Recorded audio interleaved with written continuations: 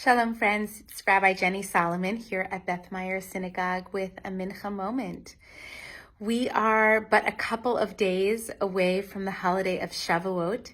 Some of you, like me, have been counting religiously, pun intended, as we count the Omer from the second night of Passover, marking our exodus from slavery as we move through the wilderness and prepare to receive Torah once again on the holiday of Shavuot, which will begin Thursday night.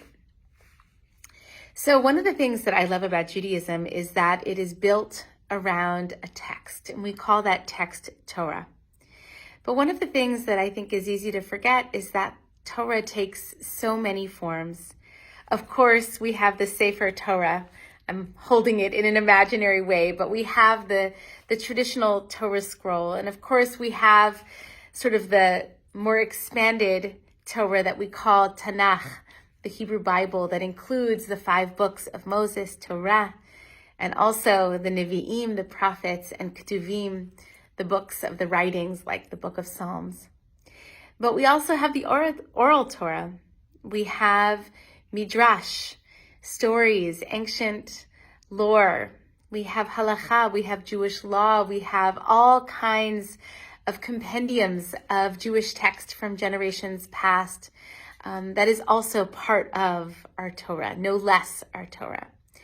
And then, of course, we also have Torat Chaim, the Torah of life, the wisdom and the instruction and the revelation that comes to each one of us as we live long enough and open our eyes and attune ourselves to the wisdom that belongs to each one of us.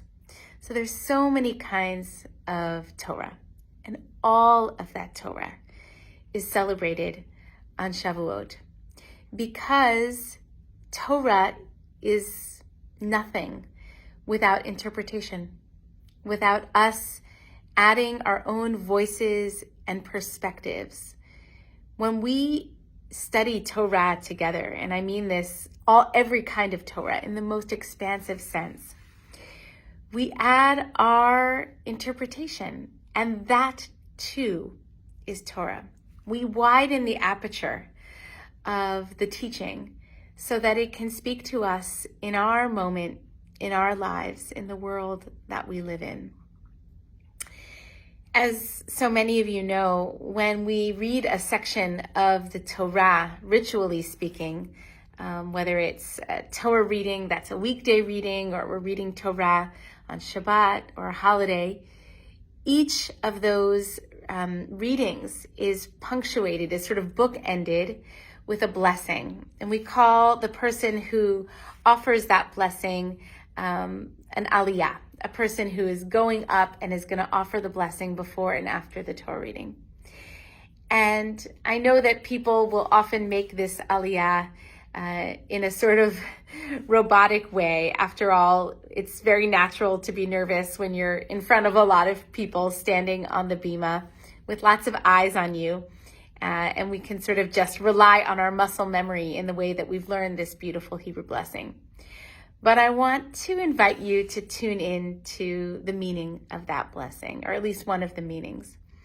And the way that we sort of sign off on that opening blessing before the Torah reading is to say that God is Noten HaTorah, Noten HaTorah, which means God is the giver of Torah. Not that God gave the Torah, but God is the giver of Torah. And so our work as Jews is to continually harness the Torah that belongs to each one of us, to receive it, to interpret it, and to integrate it into our lives. And that's not ever going to be a once and for all.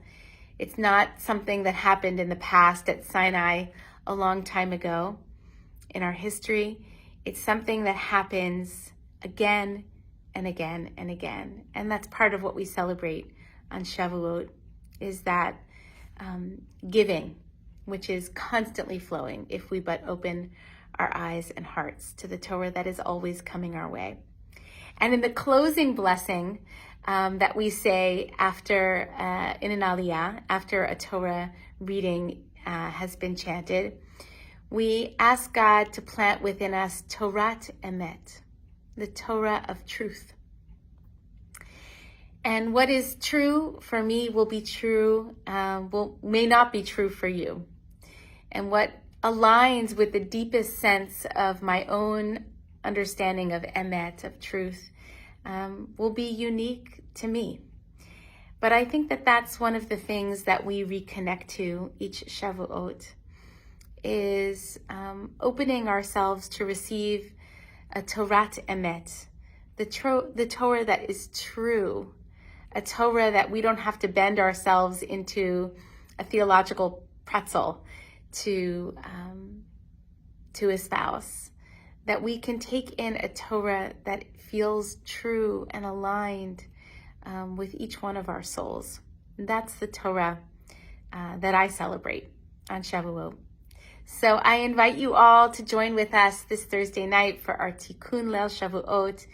We will study and learn and listen late into the night and really celebrate what it is to continually receive the Torah, and God willing, for each one of us to receive a Torah that feels true, that embodies Emet in each one of our hearts. All right, everyone. Happy counting. We're almost there. And Chag Sameach. Peace. Shalom.